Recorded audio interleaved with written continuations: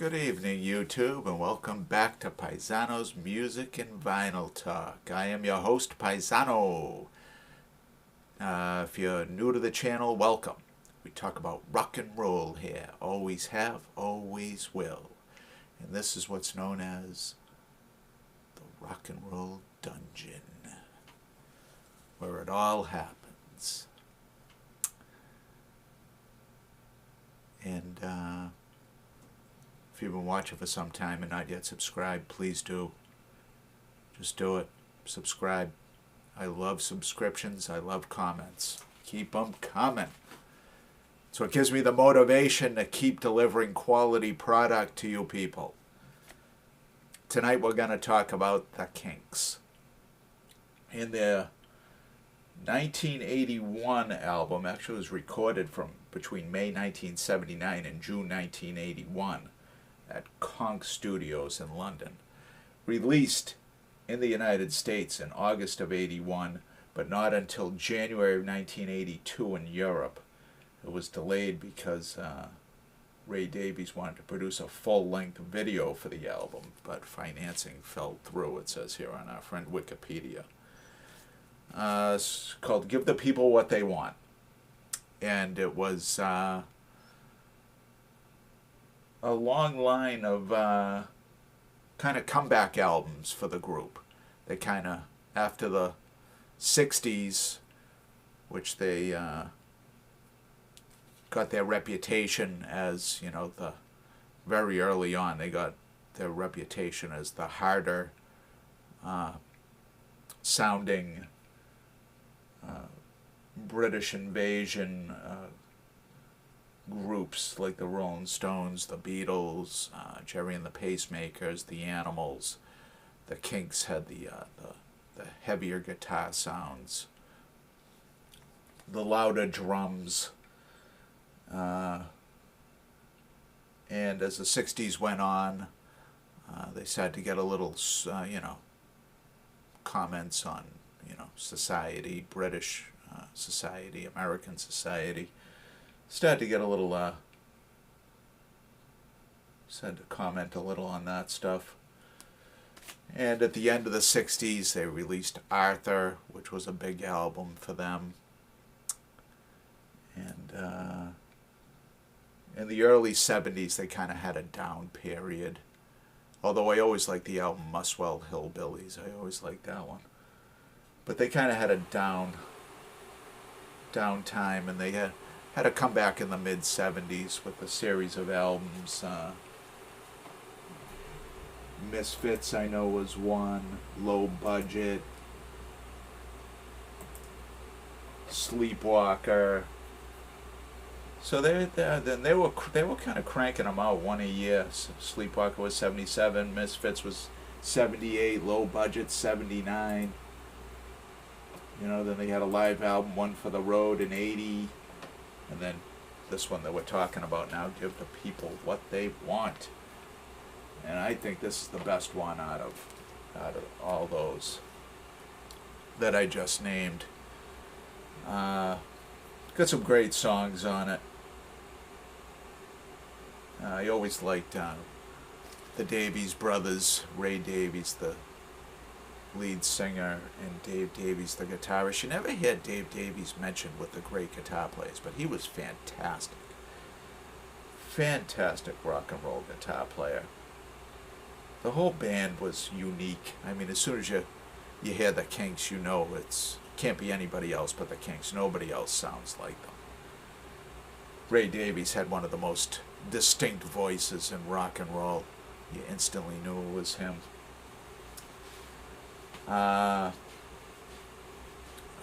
Number of singles got released off of this. I believe there were 3. And it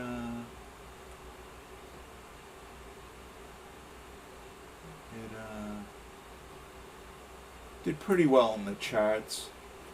Not exactly. The Wikipedia page here for this album is not very good. But it was reviewed favorably at the time. Comes in at just over 41 minutes. Let's go over the track listing. Around the Dial. It's about a lost DJ that everybody loves. Then the title track, Give the People What They Want. Killer's Eyes, Predictable, and Add It Up concludes side 1. Side 2, Destroyer, which was one of my favorite later day Kinks songs, no doubt. Followed by Yo-Yo, Back to the Front, Art Lover, A Little Bit of Abuse, and finishes with Better Things. I got this at Cheap Thrills Records probably about 6 or 7 years ago. I saw it. You can see Rob wrote on it, Kinks Give the People First Press EX for excellent, and it did. It played very well. $5.99. I saw it and I said, how in the world could I pass this up? You know, what a deal. $5.99 for a classic Kinks album from 1981. It's a no-brainer. Let's see, that's Ray Davies there. Looks like he's running from something. It's written like graffiti on the fence there, the metal fence.